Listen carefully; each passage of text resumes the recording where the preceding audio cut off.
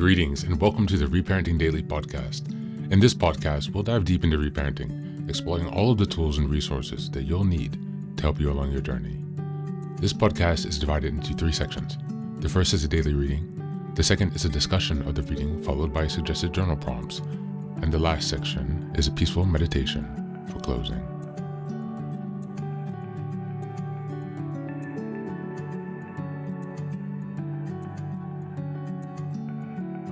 Good morning, good afternoon, and good evening from whenever and wherever you're joining us today. I'm so glad that you're here as we continue on this journey of self-expansion and growth. If this is your first time, welcome. Before we dive in, a quick reminder. Like, share, and subscribe to this podcast on Apple Podcasts, Spotify, and YouTube. Your support here helps spread the word and grow this community of self-reparenting. Now for a few updates. First, I'm excited to introduce our Patreon community, where for a small monthly fee, you can join us for 3 weekly reparenting support meetings. Sundays, we have a guided meditation for emotional grounding. On Tuesdays, we have a book club discussion for deeper discussions and growth.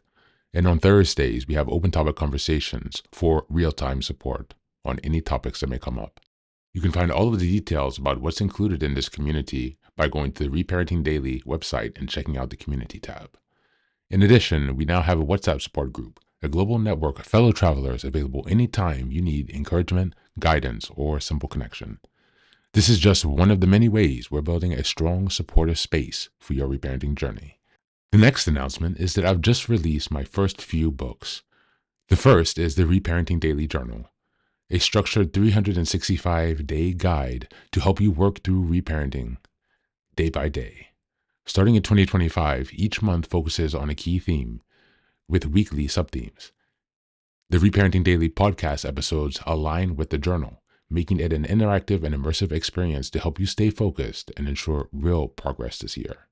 Now for the next announcement, I'm thrilled to introduce Fairy Tales for Reparenting Daily, a collection of 3 books inspired by Jungian analysis, mythology, philosophy, psychology, and most importantly, the work of Marie-Louise von Franz.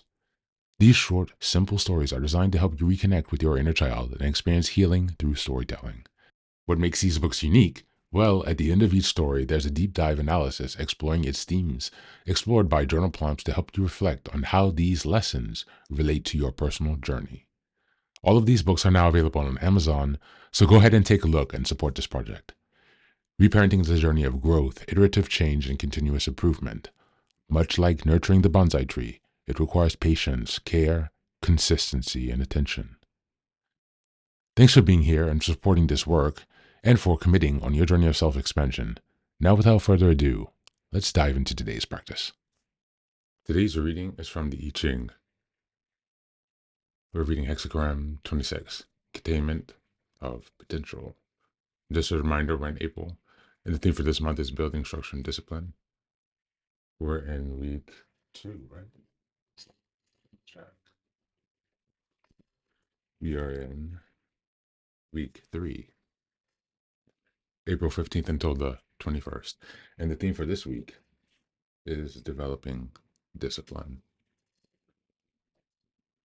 Containment of potential. This points to the command and control of great power, a power that increases as it is wisely stewarded.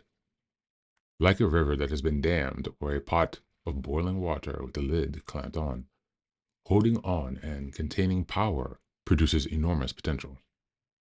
During normal times, daily ritual and habit keep life ordered and serene. But in times of exceptional opportunity, the force of a powerful personality is required. Focused attention is required to channel this potential to achieve supreme access. You have considerable reserves of energy and support now to draw upon. This is an excellent time to nurture creativity by collecting and organizing your best ideas and plans. Now, even large and difficult undertakings can be successful. The hidden power of those who wish to do noble deeds is the study of the past. The lives of the wise and successful men and women are like treasures buried on the earth. Good fortune comes to those who unearth such valuable treasures by applying the lessons of the age to their current situation. As we go into the lines, line 1. A changing line in the first position indicates restraining an impulse to act at this time. You may wish to make strong advances, but there seem to be obstacles in your way. Compose yourself and wait for a better time to vent your pent-up energy. In the meantime, keeping still will increase your power. Number 2, there's no point in struggling now. The forces opposing you are too strong, and waiting patiently is necessary. Submit to the current conditions and content yourself with buying some time. Wait a bit and allow your energy to accumulate for vigorous action when the time is right. Line 3. An obstacle has been cleared for the road, and the time has come to ride with fresh horses. Working with people of like minds and strong will brings good fortune. In the period following the removal of major roadblock, take care to remain alert, not only for challenges ahead, but for threats approaching from rear. If the obstacle was your attitude, you may have to remove this roadblock again. If so, this is best accomplished by joining with others whose power of focus, attention, is stronger than your own. Line 4. Taking early precautions to restrain a wild force can prevent misfortune. In ancient times, a board was fastened to the forehead of a young bull to render his horns harmless. It is smart to restrain reckless forces before they do severe damage. Prevention is always a better cure. If and when disruptive forces threaten, extraordinary measures may be necessary to subdue them. A word of caution: do not rule out of the possibility that the disruptive force may actually be coming from inside you. Line 5.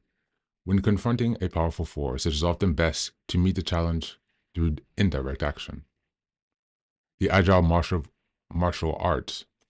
artist handles a formidable enemy not by blocking his path, but by defying steps aside, allowing the opponent to drain his force hit by hit. By understanding and outwitting his adversary, he gains power over him. Similarly, understanding the source of your challenge, you can render it powerless.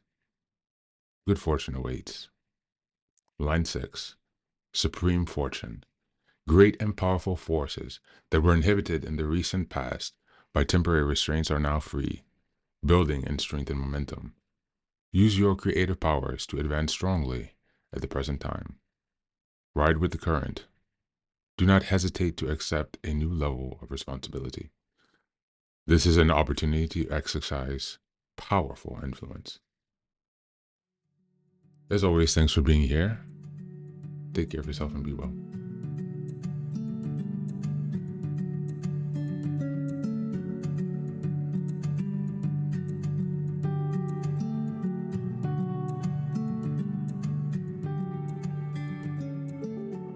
Welcome back.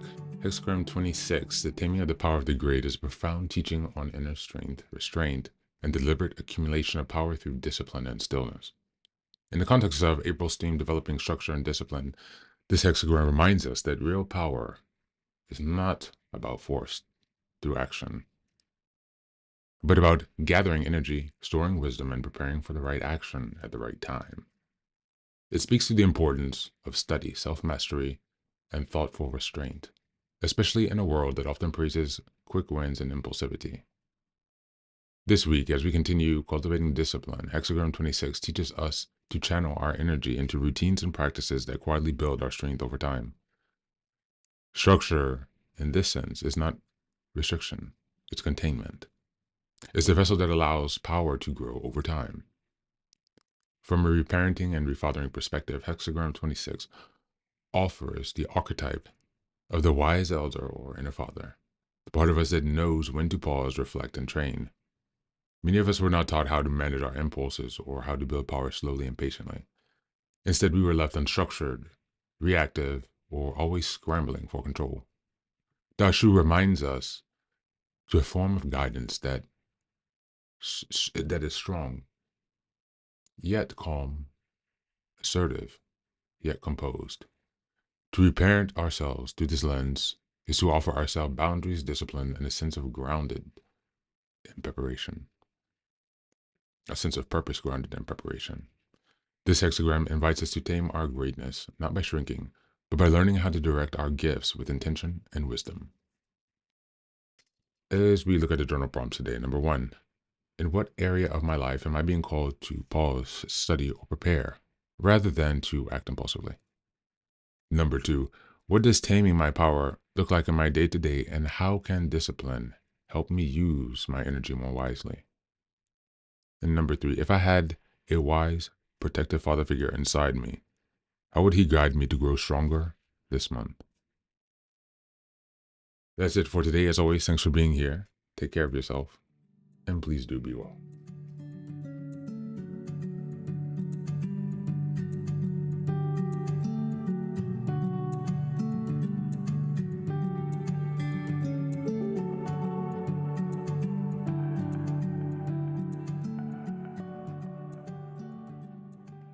Welcome back. Welcome back. Now, this is the third and final section of the daily podcast. This is your silent meditation. Please go ahead and find a space where you can be comfortable and undisturbed, where you can relax and spend some time with yourself for this 10-minute silent meditation. You can choose to be sitting, standing, lying down, or in whatever position makes you comfortable today. Take a moment to simply be with yourself. Focus on your breath and gently connect with each part of your body. If thoughts arise, don't let them overwhelm you. Just observe them without attachment. Imagine them as leaves drifting down atop a river, passing by without needing your engagement. Stay present, grounded, and open to this moment, no matter what time you are listening and practicing this meditation. Namaste.